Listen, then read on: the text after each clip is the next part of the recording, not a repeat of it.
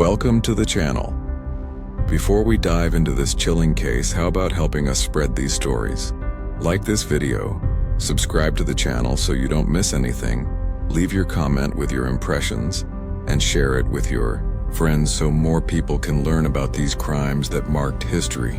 Malcolm X, born Malcolm Little in 1925, was one of the most complex, controversial, and undoubtedly influential figures of the 20th century. His life is a remarkable journey of personal transformation, from a young delinquent to one of the most eloquent and powerful spokespersons for the civil rights struggle in the United States. His legacy, though often overshadowed by the narrative of Martin Luther King Jr., offers a crucial perspective on racial justice, self-determination, and Black identity. Malcolm Little's childhood was brutally impacted by systemic racism and personal tragedy. His father, Earl Little, a Baptist minister and fervent follower of Marcus Garvey, a Black nationalist who promoted a return to Africa, was assassinated in 1931 when Malcolm was just 6 years old. Although the police classified the death as a hit and run, Malcolm's family was convinced it was the work of white supremacists. This early and violent loss of his father, a man who incited racial consciousness, left a deep scar. Shortly after, the family faced another tragedy. Amidst financial difficulties and constant harassment from white social workers who insisted on separating the children, his mother, Louise Little, suffered a mental breakdown and was institutionalized in a psychiatric hospital. Malcolm and his 7 siblings were then dispersed into foster homes and orphanages. This family disintegration and the experience of being a Black boy in a white-dominated system fueled his sense of injustice and alienation. Malcolm was an intelligent and brilliant student in elementary school, with a natural talent for debate. However, when he expressed a desire to become a lawyer, a white teacher discouraged him, suggesting that being a carpenter would be a more realistic goal for a Negro. This statement crushed his aspirations and made him question the value of a formal education in a system that did not see him as equal. Disillusioned and resentful, Malcolm dropped out of school and plunged into the streets of Boston and later, Harlem, New York. In the 1940s, Malcolm Little gave himself over to a life of crime. He became involved in drug trafficking, gambling, robberies, and even pimping, quickly adapting to the harshness of the streets. His intelligence and charisma, previously suppressed, were now used to navigate this underworld. Known for his cunning and his zoot suit, he was a recognized figure in Harlem. This life of transgressions, however, did not last. In 1946, at the age of 20, he was arrested in Boston for burglary and breaking and entering, sentenced to 8 to 10 years in prison in Massachusetts. It was behind bars that Malcolm Little's life underwent a radical metamorphosis. The prison routine forced him into introspection. Influenced by his siblings and other inmates, he began to study the Nation of Islam, NOI, an African-American religious and political movement that promoted Black nationalism and self-sufficiency. Under the tutelage of NOI leader Elijah Muhammad, Malcolm delved into the faith, reading voraciously to compensate for his interrupted formal education. He devoured books on history, philosophy, religion, and etymology, strengthening his mind and his new worldview. During this period, he also rejected the surname Little, which he considered a slave name imposed by oppressors, and adopted X. The X symbolized his family's African surname, stolen and lost due to slavery, representing an acknowledgement of an unknown ancestral identity. Upon his release from prison in 1952, Malcolm X was no longer Malcolm Little. He was a new man, disciplined, with an ardent faith and a clear mission: to defend Black liberation. The Nation of Islam had gained one of its greatest assets: Malcolm X's oratorical skill was unparalleled.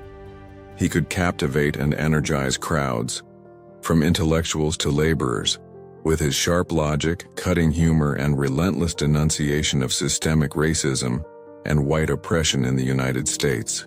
His words were a merciless mirror that confronted American society with its hypocrisies. As the NOI's chief spokesperson and minister, Malcolm X traveled incessantly across the country, founding temples and recruiting thousands of new members. His television appearances, interviews, and debates transformed the NOI from a marginalized group into a recognized political and religious force. His rhetoric was powerful and often confrontational. He advocated for racial separation, arguing that integration was a harmful illusion for Black people. He preached Black self-defense by any means necessary, sharply contrasting with the nonviolent approach of Martin Luther King Jr. and the Civil Rights Movement. Malcolm X criticized King for being an Uncle Tom who collaborated with the white system and preached submission. For him, Black people should build their own institutions, communities, and economies free from white domination. This uncompromising stance attracted both devout followers who felt finally represented and fierce critics who saw him as a racist demagogue. Nevertheless, it is undeniable that he brought the racial issue to the center of the national debate in a way no one else could, forcing America to confront its most uncomfortable truths about white supremacy. Despite his public loyalty and devotion to Elijah Muhammad, Malcolm X began to harbor internal doubts and disillusionment with the leadership of the Nation of Islam. He discovered that Elijah Muhammad, who preached purity and morality, was involved in adultery and had illegitimate children with his secretaries, facts that contradicted the NOI's own moral precepts. This hypocrisy deeply undermined Malcolm's faith in the leadership. Furthermore, there was growing envy and rivalry within the NOI regarding Malcolm's popularity and influence, which often overshadowed Elijah Muhammad himself, leading to internal tensions. The last straw came after the assassination of President John F. Kennedy in November 1963. Malcolm made a controversial comment, stating that Kennedy's death was a case of the chickens coming home to roost, suggesting that the violence and injustice America caused around the world were returning home. Although not a celebration of death, the statement was interpreted as insubordination by the NOI leadership, who suspended him for 90 days, a convenient pretext to distance him. In March 1964, Malcolm X announced his official split from the Nation of Islam. This departure was a watershed moment in his life and thought. Free from the ideological restrictions of the NOI, he sought a deeper understanding of traditional Islam. Just 1 month after the split, he performed the Hajj pilgrimage to Mecca, Saudi Arabia, an experience that profoundly transformed his worldview and his perspective on race. In Mecca, he saw Muslims of all colors and races, white, Black, Asian, Arab, praying and living in unity and equality. This experience shattered his previous belief that all white people were inherently devils. He witnessed racial fraternity and human unity that transcends color barriers. Upon his return, Malcolm X embraced Orthodox Islam, Sunni, and adopted the name El-Hajj Malik el-Shabazz.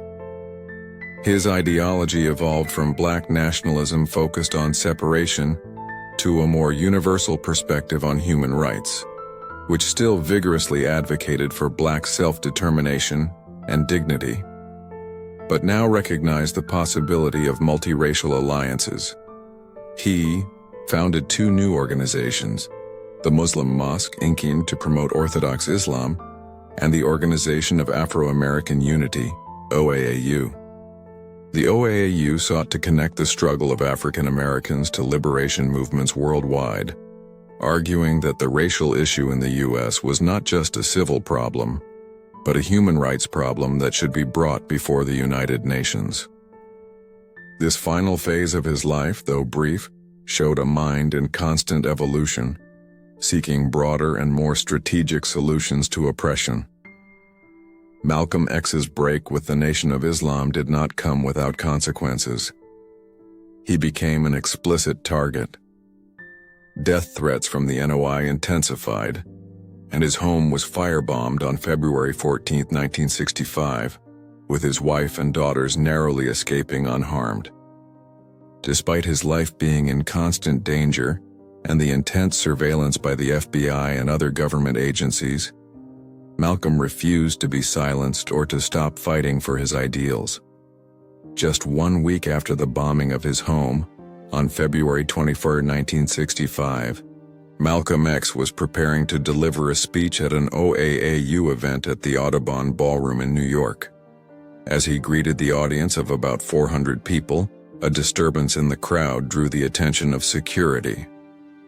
In that moment of distraction, 3 armed men advanced and fired at least 16 shots at Malcolm X, who fell on the stage in front of his pregnant wife, Betty Shabazz, and their young daughters. He was pronounced dead shortly after arriving at Columbia Presbyterian Hospital at the age of 39.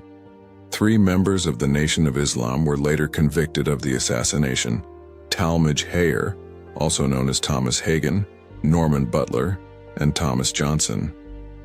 However, the exact circumstances and the extent of others' involvement remain a subject of debate.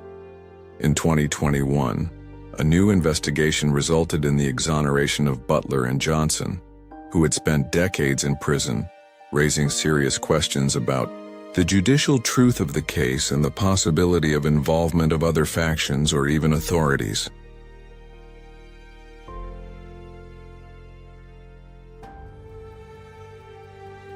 Malcolm X's death silenced a powerful voice, but his legacy resonated and grew over time, especially among younger generations and more radical activists.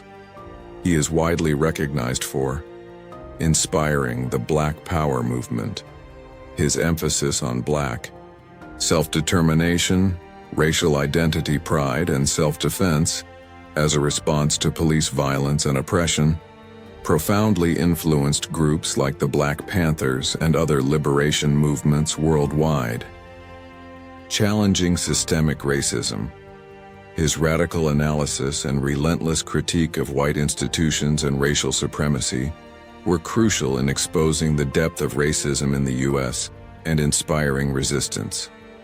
He forced America to confront the need for structural, not just superficial change. Promoting Pan-Africanism and global solidarity. His vision of a global connection between African peoples and the diaspora, and his argument that the struggle of Black people in the U.S. was part of a global human rights movement, helped shape a sense of unity and international solidarity, symbol of personal transformation. His journey of redemption from a criminal to a respected intellectual, spiritual leader and activist continues to inspire those seeking a second chance and a new direction in life. His life is a testament to the power of self-education and faith. Although often seen in contrast to Martin Luther King Jr., King focused on integration and a moral appeal to the white conscience, while Malcolm demanded justice and respect by any means necessary, and insisted on the inherent dignity and power of the Black community. Malcolm X and his ideas complement each other in the complexity of the civil rights struggle.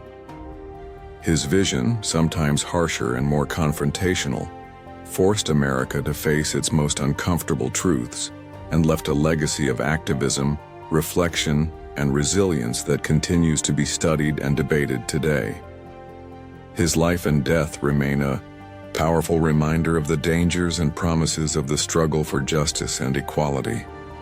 We have reached the end of another terrifying and inspiring story. If you liked this video and it impacted you, don't forget to like, share it with your friends, leave your comment with what you thought of the case, and of course, subscribe to the channel so you don't miss our next dark episodes. Your interaction is very important to us.